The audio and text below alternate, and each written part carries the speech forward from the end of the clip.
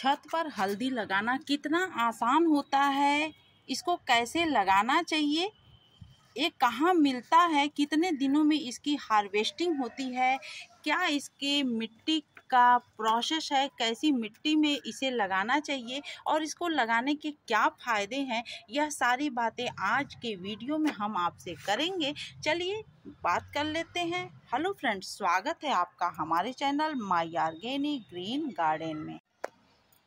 हल्दी लगाने के क्या फ़ायदे हैं, सबसे पहले हम आपको यही बात बताएंगे। तो देखिए, अगर हम छत पे फूल फल वाले पौधे लगाए रहते हैं, गार्डनिंग कर रहे हैं और हम फूलों के शौकीन हैं, तो हमको कुछ ऐसे पौधे भी लगाने चाहिए जिससे कि कीटाणुओं का अटैक हमारे छत पे कम हो और हमारे पौधे बहुत ही खूबसूरत बने रहें, स्वस्थ रहें, उन पे किसी भी प्रकार का फंगस न लगे। ये तमाम बातें आती हैं हल्दी के ऊपर। अगर हल्दी का एक दो पौधा आपके छत पे लगा हुआ है तो आपका छत जो है, तमाम प्रकार के कुछ ऐसे कीटाणु होते हैं जो कि अक्सर करके पत्तों को ख़राब कर देते हैं और फूल नहीं खिलने देते हैं, पॉलिनेटर कीड़े नहीं आने देते हैं, तो उन सब चीज़ों से भी काफ़ी राहत दिलाता है। तो आप हल्दी ज़रूर लगाइए, नहीं ज़्यादा लगा सकते हैं तो एक दो गांठ ही लगा दीजिए। उसके स्मेल से, उसके पत्ते में इतने स्मेल होते हैं ना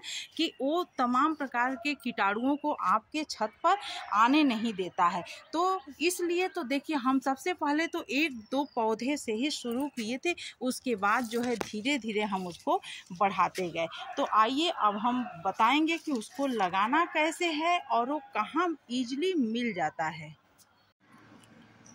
तो देखिए, इस तरह की हल्दी आपको आसानी से, अगर आपके आसपास कोई सब्जी मंडी होगी जहां सब्जी वगैरह थोक में मिलती होगी, वहां पे आसानी से बहुत सारी जगह ऐसी हल्दी मिल जाती है। हमारे यहाँ सब्जी मंडी में ही मिलती है, वहीं से हम ले आए थे इस पौधे को, इस गांठ को। ये कच्ची हल्दी है, ये तो रख देने से ये इस तरह के राइजोम निकल जाते हैं और यही जब निकल जाता है तभी इसको लगाना चाहिए। तो सबसे बेस्ट महीना होता है मई में भी लोग लगाते हैं, जून में भी लगाते हैं और लास्ट जुलाई तक भी आप लगा सकते हैं इसको।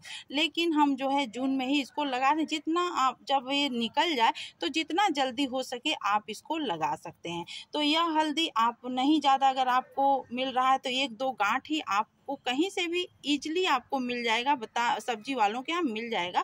और इस तरह से ले आकर के कच्ची हल्दी आप रख दीजिए अपने घर में कहीं, इसी डलिया उलिया में करके, और इस तरह से वो निकल जाएगा। इसके जो है ये निकल जाएंगे रूट्स, जब ये छोटे छोटे रूट्स भी निकल जाएंगे और ये राइजोम, तो आराम से आप इसको लगा सकते हैं। अब हम बात करेंगे कि इसके लिए हमको कैसा बर्तन चाहिए और कैसी मिट्टी चाहिए। तो देखिए, आप इसको कम से कम 10 इंच के गमले में भी लगा सकते हैं। 10 इंच का से कम बर्तन में आप लगाएंगे तो गांठ नहीं पड़ेगी। तो अगर आप इस तरह का, ये हम बहुत सारे हम जो है हार्वेस्ट किए थे, इस बार हम आपको नहीं दिखा सके, कम से कम 10 केजी के करीब किए थे और इतना हम बीज रख दिए हैं।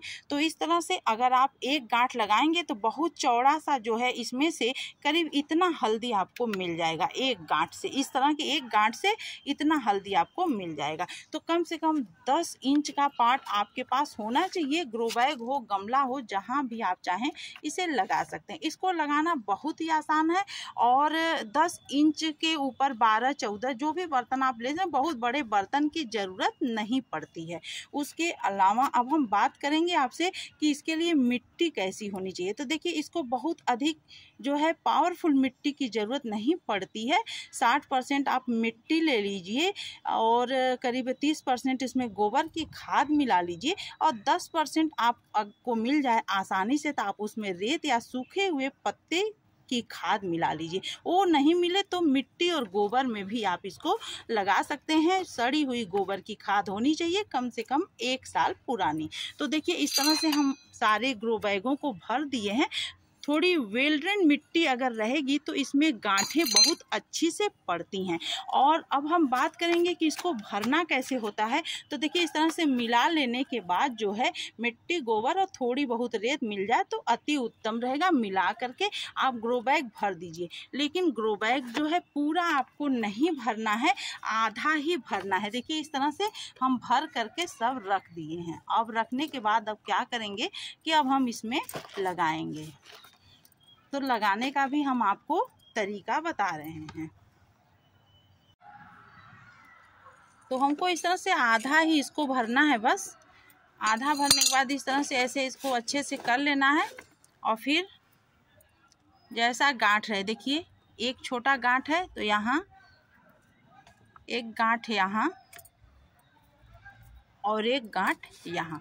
अब इसमें खूब बड़े बड़े जो है गांठ पड़ेंगे, तो इस तरह से अभी हम इसको कवर कर लेंगे। तो आपको पता लग गया कि इसे लगाना कैसे है। अब हम बात करेंगे आपसे, अभी हम आपको सारी बातें बता दे रहे हैं, फिर हार्वेस्टिंग के समय हम आपको दिखाएंगे। तो अब हमें इसको कुछ नहीं करना है, बारिश जैसे ही होगी या बिना बारिश के भी अच्छे से सब निकल जाएगा।